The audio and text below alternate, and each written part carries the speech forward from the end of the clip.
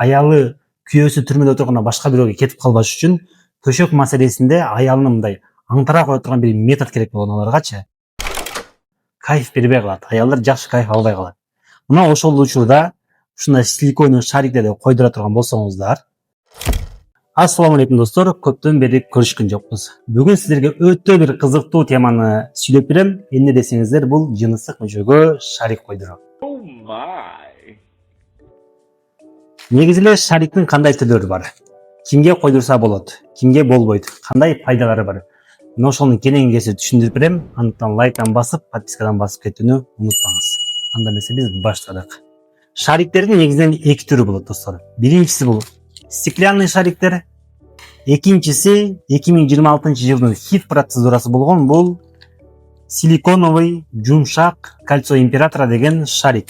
Бул мындай чоюлган жумшак болот. Көрдүңүздөрбү? Негизинен эле шариктер кайдан келген деген бир суроо пайда болот, Көптөгөн теориялар бар. Ошолордун арасынан бул бир теориясы түрмөдө отургандардан чыккан деген бир ой бар. Кандай десеңиздер, адам түрмөгө түшүп калгандан кийин определенный бир убактан кийин, бир ай, 2 айда бир аялы менен жолукканга уруксат берет экен. Мына ошол аялына жолукканда, аялы күйөөсү түрмөдө отурганда башка бирөөгө кетип калбаш үчүн төшөк маселесинде аялына мындай аңтара кое турган бир метод керек болгон аларгачы. Ошон үчүн алар самодельно жанагындай тиш тазалаган зубный щетканын ээритип, ошолордон шарик жасаган дейт. Мына ошол шарик жасап туруп, жыныстык мүчөсүнө өздөрү отвертка менен тешип, пычак менен кесип, иш кылып өздөрү салып туруп, жыныстык мүчөнүн башына, головкасына салып туруп, андан кийин аялын күткөн. Аялдары келгенден кийин жыныстык катнашка барган, жанагы шарик аялыны жөн эле аңтара койгон. Потому что бул как дополнительная стимуляция. Аялдын жана клиторине дагы стимуляция болуп турган, аялы батыраак оргазмге жетет, батыраак башкача бир сезимдерди пайда кылат. Андан күйөөсүнөн чыккандан кийин, эгерде күйөөсүнүн көзүнө чөп салып башка бирөөгө тийип кетсе дагы, жанагы түрмөдө турган күйөөсү берген кайфты башка бирөө бере албайт. Эмне үчүн? Анткени анын башындагы шарик аялына дополнительный стимуляция кылган үчүн. Муну мен Кудай сактасын отуруп көргөн эмесмин түрмөдө.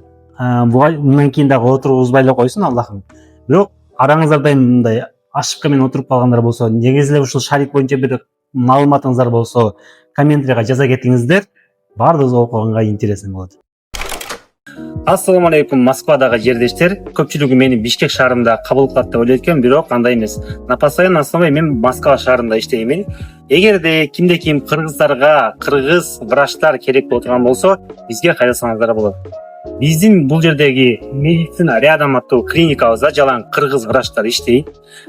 Бул жерде өтө тажрыйбалуу хирургдар бар, гинекологдор бар, жана ошолордун катарында эле уролог катары мен бул жерде силерди кабыл кыламын. Бул биздин клиниканын башка клиникалардан өзгөчөлүктөрү эң алдыңкы технологиялар бар, мисалы үчүн УЗИ аппараттар бар, өзүбүздүн мини хирургический кабинеттерибиз бар. Кандай гана хирургиялык жана консервативдик жардам керек боло турган болсо, келсеңиздер болот. Адреси кандай деп сурагандарга, метро Котельники 1-выходтан чыккандан кийин эле улица Строителей, дом 3. Ушул жерге келсеңиздер, сиздерди өзүбүз күтүп алабыз. Ал эми биздин шариктерге келе турган болсок, караңыздар, стеклянный бул отдельно болот. Жыныстык мүчөнүн кайсы жагынан коет дегенде, бул жыныстык мүчөнүн головкасынын астына коебуз, кожанын астына. Ар жерге. Кааласаңыздар 2-ни, кааласаңыздар 3-тү, кааласаңыздар 5-ти коюп бере алабыз. Бул кичине катуураак болот, кээде бир дискомфорт берип коет. Ал эми 2026-жылдын хит процедурасы дедик го. Мына ошол кольцо императора болгон жумшак силиконовый шарик. Муну кандай коебуз? Муну деле ушул шарик койгондой эле болгону кичинекей 0,5 сантиметрлик кожаны кесип туруп, астынан кожанын астынан ушинтип туруп головкасына шарикти коюп беребиз. Эгерде коюлган шариктердин эффектиси кандай болот, кандай көрүнөт дегендер боло турган болсо, мына бул жерге Telegram каналыбыздын ссылкасын калтырып коем. Видеонун астына описанияга калтырам, комментарийга дагы кирип калтырып коем ссылкасын. Ссылка аркылуу Telegram каналга өтсөңүздөр, ушул коюлган шариктердин кандай көрүнөт, кандай эффект берет, ошонун өз көзүңүздөр менен көрсөңүздөр болот. Ал видеолорду, фотолорду мен бул YouTube'га чыгара албайм, анткени бул жерде банклык болот. Ошон үчүн Telegramга өтүп көрсөңүздөр болот. Эми кимге койдурса болот негизи шариктерди? Караңыздар. Эгерде үйлөнбөгөн болсо, мен айтат элем койдурбай туруңуздар пока что. Биринчи үйлөнүңүздөр, жыныстык катнашка барыңыздар, жыныстык катнаштын жанагындай аурасынын, кайфын түшүнүңүздөр. Андан убакыт өткөндөн кийин койдурсаңыздар болот. Караңыздар. Аялдар бирди төрөйт, экинчи төрөйт, үч төрөгөндөн кийин жыныстык кыны кенерет, жонорот, чоңоет. Ошондо эркектердин мүчөсү мурдагындай киргенде дагы кайф бербей калат. Аялдар жакшы кайф албай калат. Мына ошол учурда ушундай силикондук шариктерди койдура турган болсоңуздар, дагы жонортот дагы жанагы жеңелерге 18 жаштагы убактысыны эске салат. Башкача айтканда батыраак оргазмга жетет, батыраак кайф берет. Жана башка негизде жыныстык катнашты башка деңгээлге чыгарып берет. Мына ошого өтө пайдалуу. Мунун кандай зыяндары бар? В принципе эч кандай зыяны жок. Кимге койдурса болбойт десеңиз, бул эгерде силиконго аллергияңыз бар болуп турган болсо, анда койдурганга болбойт. А в остальном в принципе противопоказания жок. Каалаган адам койдурса болот. Муну бир койдургандан кийин болду же алмаштырып туруш керекпи дегендерге, бул силикондук шариктерди же стеклянный кааласаңыздар, муну койдурсаңыздар айырмасы жок. Бир койдургандан кийин өмүр бою калат. Бул ээрип кетпейт, бул жок болуп кетпейт, бул жанагындай бир нерселер пайда кылбайт, эч кандай зыяны жок. Эгерде жаш өтүп кийин там 55, 60, 70 чыкканда уже алдырам десеңиз, алдырып коюш деле в принципе проблема болбойт. Кичине эле ошол 0,5 см кесип эле кайра чыгарып коет. Салганда деле жыныстык мүчөнүн капталына 0,5 см кесебиз дагы киргизип кайра тигип коебуз. 2 жумага чейин жыныстык катнашка барганга болбойт. 2 жумадан кийин жана рана жабылгандан кийин, шов алынгандан кийин жыныстык катнашка барып, аялдарды, жеңелерди батыраак бир жаңы чувство, жаңы бир ощущение тартууласаңыздар болот. Мунун ар кандай размерлери бар. Моундай 8 размерлери бар.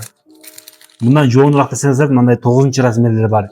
Жок, мен кичине эле жоонотот элем десеңиздер, мага окшогон 7 размерлери бар. Жок, мага андан да кичинерээк керек десеңиздер, мындай 6 размерлери бар.